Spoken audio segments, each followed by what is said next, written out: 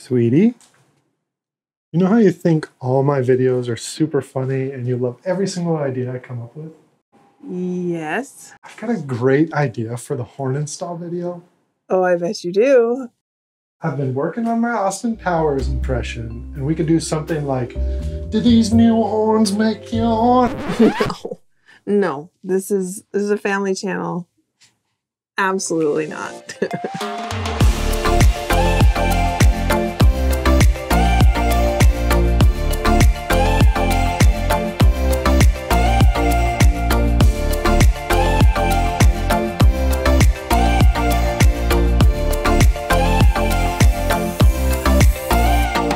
What is up, my dudes and dudettes? We are back. Behind that camera is Colleen, and I am your guide, Todd. And if you are new to this channel, we make these questionably educational videos of us converting this 2022 cargo van you see behind me here into the ultimate adventure vehicle on wheels. If I look a little sleep deprived today, it's probably because I am. About a month ago, we welcomed our beautiful baby boy into this world, and it's been a little intense, but now that we're getting in the swing of things, we're going to tackle some of these smaller projects between eating, pooping, sleeping, eating, pooping, sleeping, eating, pooping, sleeping. If you're a new parent, you probably know the drill. Today, we're going to tackle the horn. If you've ever honked the horn on one of these vans, you know that it's pretty pathetic. It sounds like a clown car or maybe a rubber duck with laryngitis. The horn we decided to go with is the, I believe it's pronounced Pia. Horn from Pia, P-I-A-A. We designed up a nice little bracket to mount it on the front of the vehicle. We got the little Moonraker logo there. Anyways, let's give this vehicle the horn and the power and the respect that it deserves on the road. Let's get into it.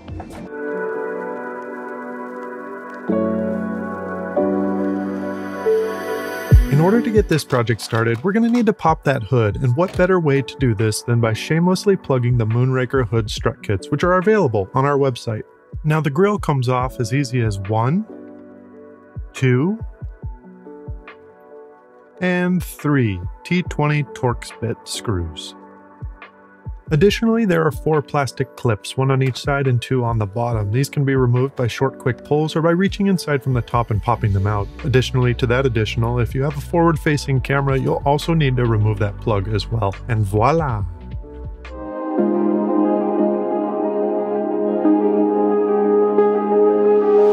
Alright, here is the factory horn here. This is the culprit that we're looking to replace. You can see it's kind of small and tinny.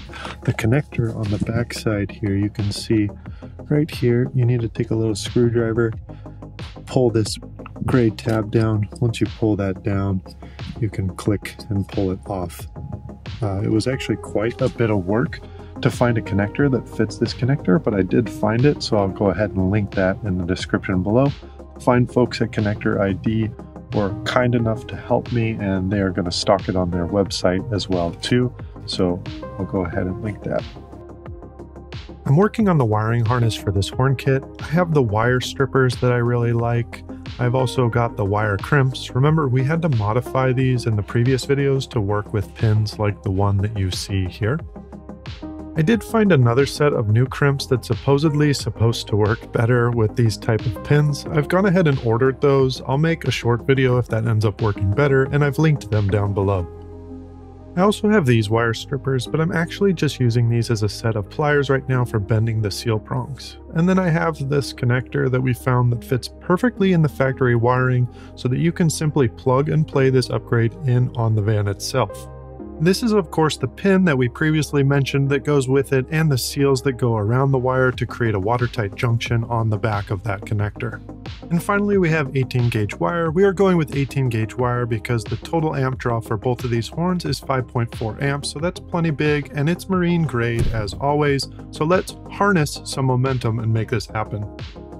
One thing I always forget is how thick wire jackets are on marine grade cable. I would recommend actually ordering the 14 to 16 gauge seals instead of the 18 to 20 ones I'm using here. They were pretty hard to get on the wire and also into the connector. Also, my modified crimps worked, but not that well, so just get the right tool. The tool I linked for these also have the crimp for these seals. Well, it ain't the prettiest connection on the block, but it's strong and it will work for us here. Once the pin and seal are on, you can push them all the way down into the connector until they click. I had to give the seal a little extra encouragement to seat properly, again most of this likely mediated by sizing up a seal.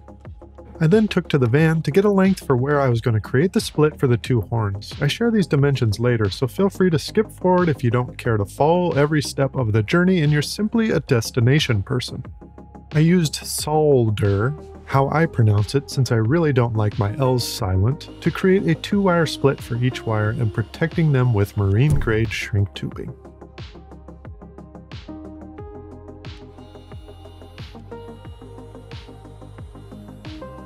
For the bracket itself, it actually goes up behind this thing, so you need to remove these two T20 Torx drive screws and slide it up behind there and then retighten them.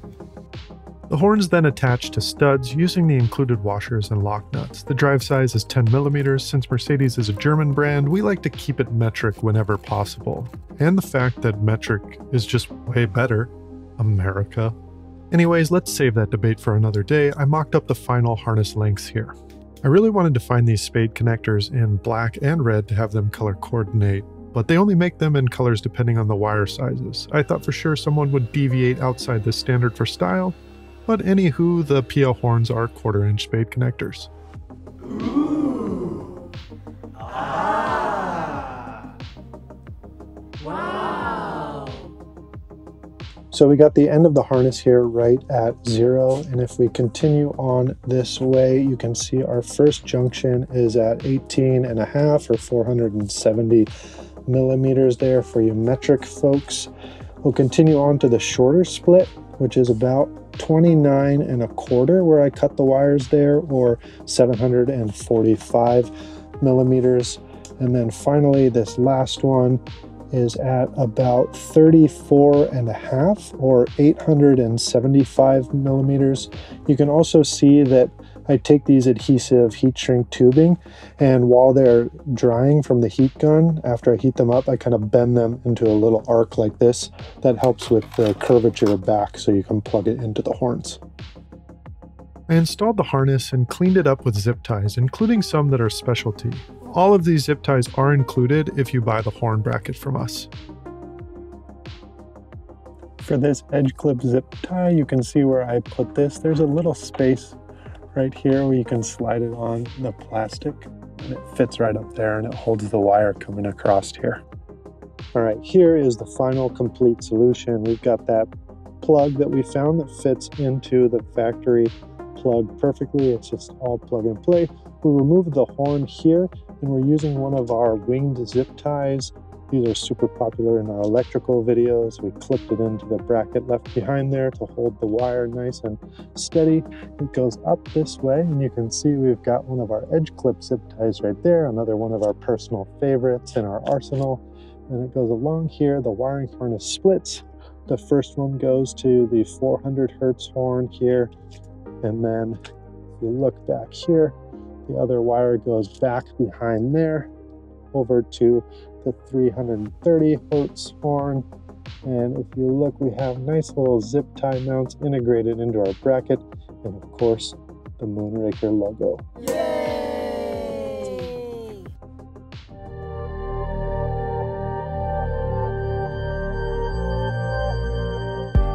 All right, before we put this grill back on, I'm going to show you the stock horn versus the super bass that we just installed. The first one will be the stock horn. I'm going to go ahead and put the mic right here.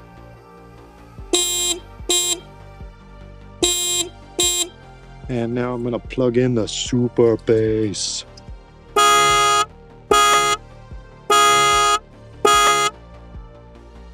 That, my friends, is a world of difference, and that horn matches this size of this vehicle way better. Now I will say the actual horn volumes, they are pretty similar, around 110 to 115 dB, but the tone of the super bass, that is what makes it more demanding and noticeable on the road. If you're interested in hearing some other horn comparisons, let us know in the comments below.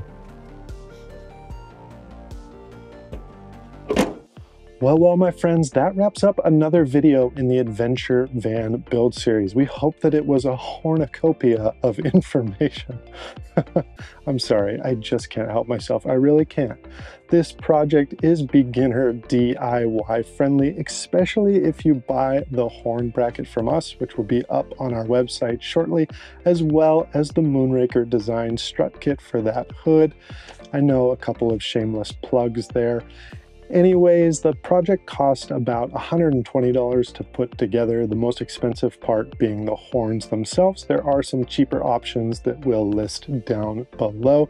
You may have to modify the wiring harness just a little bit to get those to work. Finally, the project took about an hour to 2 hours.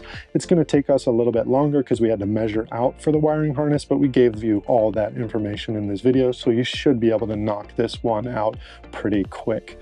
If you like what we are doing, please consider giving us a thumbs up on this video. It really does help us out. Also, if you want to buy anything you've seen in this video, please use the links below. It costs you nothing, but gives us a little bit of commission and helps us continue to make this content for all of you out there. If you have any questions or comments, you can drop those in the comment section below. I personally respond to each and every one of your questions. And as always, on your way down there, feel free to slap that subscribe button. We'll see you next time.